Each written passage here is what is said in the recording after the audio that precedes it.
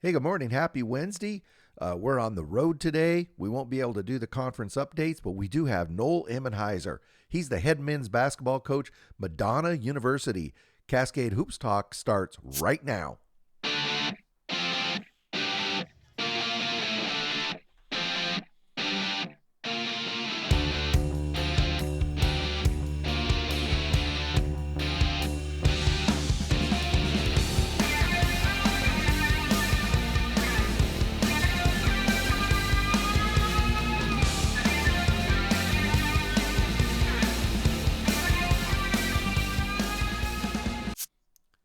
You know, we're a little over past halfway in the, quite a bit past halfway in the WAC conference. They have 5 games left. Everybody remembers early in the season, I think Madonna lost 5 out of 6. A lot of people were writing them off.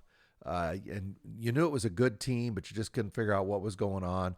But Coach Emenhiser, he's been around. He's been coaching. He's in his 16th year now. He held that group together.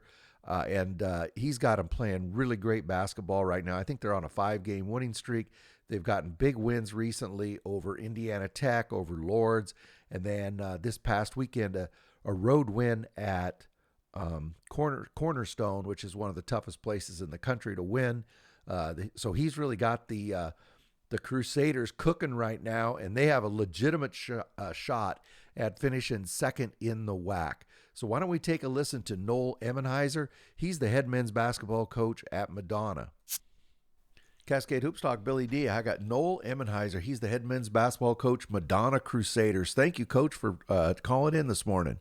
My pleasure. And thank you again for all that you do, covering NAI basketball and giving us a platform to share about, our teams and our players. Oh, that's very kind. I appreciate that, Coach. Early in the season, you and I were just talking, you're in your 16th year. You've been through the wars.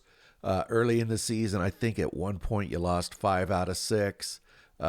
People were just hammering you on social media. Everybody was just mocking the Crusaders. And now you're in conference. You're 10-5. You're an eyelash from second place in the Wolverine Hoosier. How were you able to hold the team together during that stretch and get this thing turned around? Yeah, great question. Our early season schedule was challenging. We played a lot of really good teams and lost a couple close ones and had a couple pretty lopsided defeats as well. But we always shared internally in our locker room and in our coaching staff a lot of belief in this group. So we focused on what we needed to improve in the moment. We continued to share the vision of who we could become as a team, and then we just worked tirelessly at that. And we didn't pay too much attention to what anybody outside of our locker room was saying. We just continued to follow our process and do our work. And mostly, the improvement has been around on my ability to get out of our players' way and let them be the great players and the great team that they are. I'm a lot more responsible for the slow start than for the improvement. Well, right now, I want to talk about some of your players, but right now, you're really on a roll. How many you've won? 5 in a row, I think. But 2 of those wins, you defeated Indiana Tech. I think that was at home, if I'm not mistaken. And then, but Correct. You just went over to Grand Rapids and beat Cornerstone, and that is a really, really tough place to win. Those 2 wins really opened my eyes. How well do you think the team is playing right now? How much more potential do you believe you have? I still think that our best is possibly ahead of us. I certainly hope so. But we had to play, extremely well in those games, and in addition, Lords just a week ago as well. So, yes. Our team is playing with a lot of passion and belief and connection and chemistry, like the trust that our team has worked to build in each other, and the fight that they've shown has been, truly remarkable, and it's been a joy for me to watch. Those are really great teams, a lot of individual talent, but more importantly, all those teams and a lot of teams in our league just have such what I believe to be great coaches, and they're always well prepared and really competitive and a lot of confidence. So, I'm proud of where our group's at, and I do think that we still have an opportunity to improve. You've had some guys really step up. Most notably has been Brendan Young here recently. He just passed 1,000 points, and then he passed 1,000 rebounds. I believe he's the first player in Madonna Crusader program history to have 1,000 points and 1,000 rebounds. Is that correct? Yeah, that is correct. He's been had a remarkable career, and he is playing great.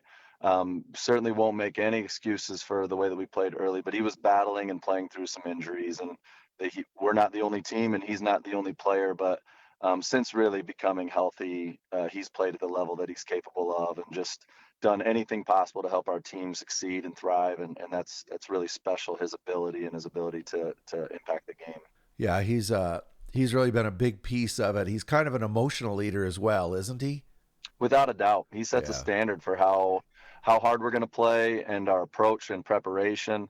And guys can always look to him to set a tempo for our preparation and then also our performance. And then you've got a real steady group. You go with kind of your high minutes guys, Anderson, McClellan, Emmer. How do you say his name? Emmerzion? Em, e- Immersion. Immersion. Oh boy, I would I messed that one up. And then Weston. Can you just talk about your those are your starters, your top five there?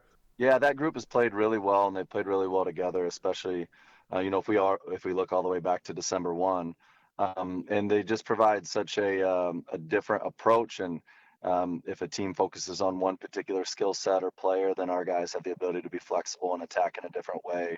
And each of them, willing to on a particular night take the responsibility of taking more shots and scoring, and on another night being willing to be a playmaker or use their gravity to help the team succeed. So each of those players is phenomenal, and they've really helped you know our development and our connection. And each one of them has the ability to score a lot on any given night, and some nights they make sacrifices for the betterment of the team. You know, each one of those guys, I think every one of them is a senior. You're going into the crunch time of the season. It How valuable is that to have all those seniors with all that experience under them? They've been to Kansas City together. Uh, just how valuable is that? Yeah, it's really great. In the look in their eyes this time of year, and where we're at as a program and as a team is, they just want this team to be successful. So their work and their preparation and their play is with a singular focus to help the team be as good as it can be, and the outcomes then take care of themselves. But it's a team of seniors, and they say seniors really want to win, and this group of seniors has had a ton of success here at Madonna. They've done special things. They've left an incredible legacy, and if you ask them, they would say that they're not done yet. You know, Coach, it's February now. I go to a lot of basketball games. I love NAI basketball. Just the feel in the gyms completely changes come February. Do you feel you've been around it for a long, long time? You played there at Madonna.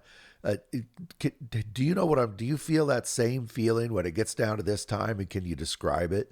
Yeah, I think there's a sense of urgency every time that good teams are stepping on the floor.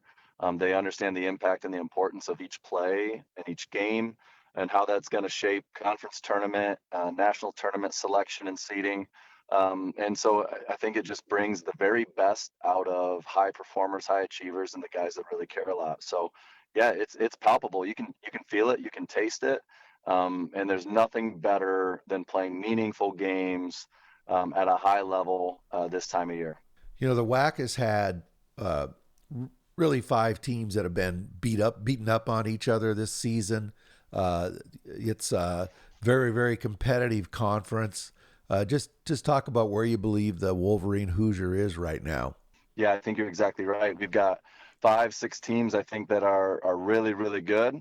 And we've taken turns kind of punching at each other. And I just think that the top half of our league this year especially is very deep, very talented. And so I'm excited to see, with the little bit of the shifting landscape of our arc, where the Mid South has a few less teams. I'm really optimistic that the WAC can put itself in a position to have a great showing in the national tournament and get 4, maybe 5 teams in. That'd be a stretch. I'm hopeful for 4, but I just think that the league is good, and every league says it every year. But getting a chance to see these teams and players, it's a really special group. You know, we talked about those top five, but your upcoming games, there's a couple of teams that are basically 500 in conference, but boy, they are tough outs, and you got to go on the road. You got to go play Northwestern Ohio, which is much improved. They've done a great job, and that is a tough place to play. And then you got to go to Rochester Christian, which, as you know, Coach, is another tough place to play. Talk about these two games, and then just road games in general in the WAC. Yeah. Well, we're going to be singularly focused on our next one at hand, and that will be Northwest Ohio. And they are really good, talented, long, athletic. They play with a lot of pace and force. And in their own gym, it provides some unique home court advantage as well. So we're looking forward to that opportunity and that challenge. Coach Westerland has done a great job of building that program into his second year. So certainly we take no opponent for granted, and them especially. They topped us earlier in the year at our place, and we're hoping that we're as prepared as possible and that we can give a really good game. And it'll be an important one for a lot of reasons for us. And certainly looking forward to that challenge. And then Coach Pleasant at Rochester does a great job. They got some of the best guards that you'll see in our league. Gunnar Walters and Brody Parker and Brett White. So a really a different type of game, a different type of challenge and opportunity. But we'll start to think about that one on Wednesday night at around 10 o'clock. And There you go. yeah, just looking forward to, another important week that's going to really impact league standings. And we know how important league standings and finishing the season are going to be to postseason play. So you got 5 conference games left by my count.